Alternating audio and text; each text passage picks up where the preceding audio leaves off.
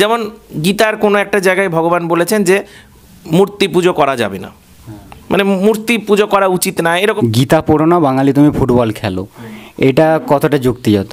আচ্ছা, এটা তিনি নিজে তো ফুটবল খেলে বেড়াননি, তিনি ধর্ম নিয়েই বারবার সারাটা জীবন কাটিয়ে দিয়ে গেছেন, মরার আগের মুহূর্ত পর্যন্ত ধর্ম নিয়ে ভেবেছেন। তো এই কথাটা যদি কেউ ওই অর্থে ব্যবহার করে তাহলে এটা একদম অযৌক্তিক। যতটা হিন্দু ধর্মের, যতদিন হিন্দু ধর্ম আছে ততদিন বিবেকানন্দের দাম আছে। হিন্দু ধর্ম না থাকলে, গীতা না থাকলে তার বিবেকানন্দের কোনো দাম নাই। কারণ হিন্দুরাই বিবেকানন্দকে মানবে, কারণ বিবেকানন্দ সমাজ নিয়ে, ভারতবর্ষ নিয়ে, ফুটবল নিয়ে শিকাগোতে বক্তৃতা দিতে যাননি, তিনি গেছিলেন হিন্দু ধর্ম নিয়ে। তিনি যদি এটাই মনে করতেন যে সমাজ সেবাটাই সেরা কাজ ধর্মের চেয়ে, বা ফুটবল খেলাটাই সেরা কাজ, তাহলে ওই সমাজ সেবা নিয়েই বক্তৃতা দিতে যেতেন। বা দেশের স্বাধীনতা নিয়ে সেই সময় কত ঝামেলা চলছিল, উনি স্বাধীনতা সংগ্রামী হয়ে যেতে পারতেন।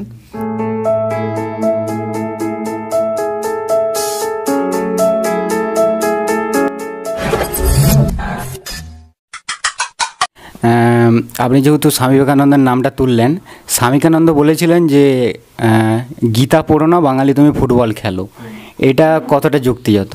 আচ্ছা, এটা এখানটায় এটা অবশ্যই বারবার অনেকেই বলে। হ্যাঁ, উনি বলেছিলেন যে কথাটা, সেটা আমার মন বলে, আমি এই জায়গাটা সঠিকভাবে মানে সেইভাবে আমি সঠিক পরিস্থিতিটা আমি জানি না, কিন্তু আমার যেটুকু মনে হয়, ওনাকে আমি যেটুকু জেনেছি, আমি তো বই পড়ে ছাড়া ওনাকে জানার কোনো আমার কাছে রাস্তা নাই।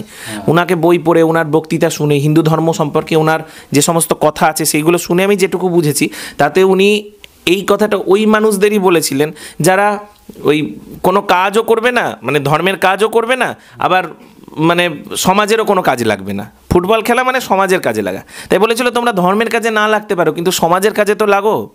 সেই অর্থে বলেছিল যে ফুটবল খেলো, গীতা না পড়লেও চলবে। কিন্তু কখনোই তার মতন মানুষ এই কথা বলতে পারে না যে ফুটবল খেলো গীতা বাদ দিয়ে, কারণ তিনি নিজে তো ফুটবল খেলে বেড়াননি, তিনি ধর্ম নিয়েই বারবার সারাটা জীবন কাটিয়ে দিয়ে গেছেন, মরার আগের মুহূর্ত পর্যন্ত ধর্ম নিয়ে ভেবেছেন। তো এই কথাটা যদি কেউ ওই অর্থে ব্যবহার করে তাহলে এটা একদম অযৌক্তিক। যেমন গীতার কোনো একটা জায়গায় ভগবান বলেছেন যে মূর্তি পুজো করা যাবে না, মানে মূর্তি পুজো করা উচিত না, এরকম কিছু একটা শ্লোক কেউ এক জায়গা থেকে তুলে দেয়, আমি অনেক জায়গায় দেখি, দিয়ে বলে দেয় যে হিন্দু ধর্মে মূর্তি পুজো নাই, এই নাই সেই নাই। কিন্তু গীতায় ওটা কোন পরিপ্রেক্ষিতে ভগবান বলছে সেটা বোঝে না, বা প্রসঙ্গটা তোলে না। ভগবান একটা পুরো অধ্যায় রেখেছে, মানে পুরো একটা চ্যাপ্টার, প্রায় 30-40টা শ্লোক রেখেছে যে মূর্তি পুজো করা যুক্তিসঙ্গত কেন, তার জন্যে যে মূর্তি পুজো করা জরুরি। কারণ আমাদের শরীরবোধ আছে, তো আমাদের যতক্ষণ শরীরবোধ আছে আমরা ততক্ষণ সাকারের উপাসনা করব। তো এটা নিয়ে পুরো একটা চ্যাপ্টার ভগবান বলেছেন।